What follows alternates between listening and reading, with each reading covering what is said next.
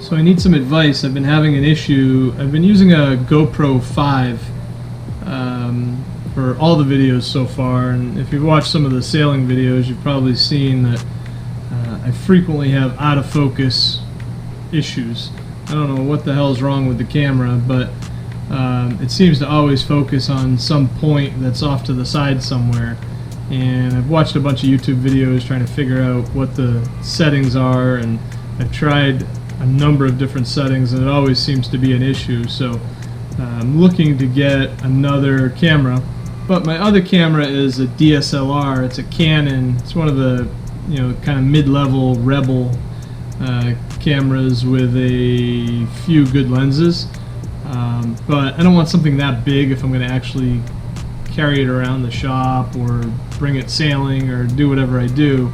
So I really did want something small format, kind of like the GoPro. But if you guys know of anything else that's reasonably priced that would be good for vlogging, I'd really welcome your recommendations. Just write something down below, either comment or come into the shop. That'd be easy.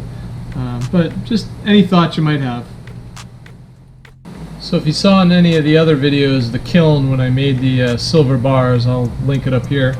I put some affiliate links down in the bottom, but don't buy that kiln. I don't know, we paid over $500 for it. We've had it fixed now for I think $200, and after maybe 15 or 20 bars, so using the kiln like 5 more times, it's already broken again. I don't know what the hell is going on, but not happy. So if you're part of the Tabletop Kiln Company, give us a call. But pretty pissed.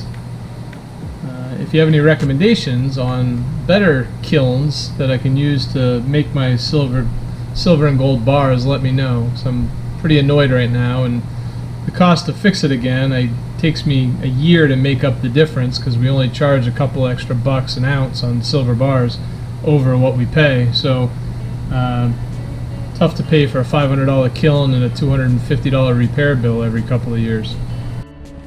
So I'm on a random thoughts kick. I had to go get some more K-cups for my Keurig. So why is it that people think their used stuff is worth as much as new stuff? I never get it. Not collectibles. I get it if it's an antique or collectible, limited edition. There's some inherent value to scarcity. If there's not much of it, supply and demand, it should be worth more. But I mean, when Walmart pumps out 60-inch TVs for $250, how can you think that your 2-year-old 50-inch TV is still worth the $400 you paid for it? Since I have no interest in being politically correct, I figured I'd show you exactly what company screwed me. So, it is. It's actually Tabletop Furnace Company. So the last time I used it in the video where I made the gold bar, I had it set to like 2,000 degrees, and it kept climbing, and it kept going up to like 2,400 degrees. And then I shut it off, and the next time I turned it on, it just gives me an error, and the little screen comes on. Like it's gonna do something, but it's just whatever the ambient temperature is outside. It doesn't actually heat up at all. But it has pretty blue lights, so hey, that's something. So some days the pawn shop is really interesting and lots of things going on, and it can be exciting. But some days it's boring. Today we're watching YouTube. Watching sailing shows, just dreaming of being in the islands and scuba diving. So if you need to buy something, need some tools, come on in. I could use the company.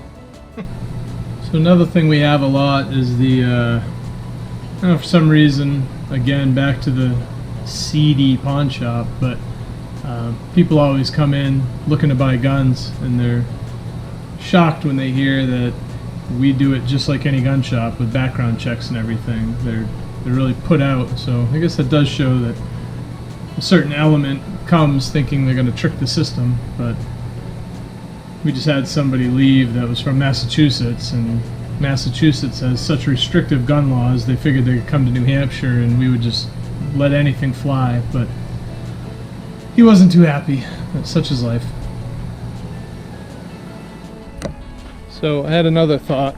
I don't know if this is going to turn into just a bitch session, but I'm perplexed again.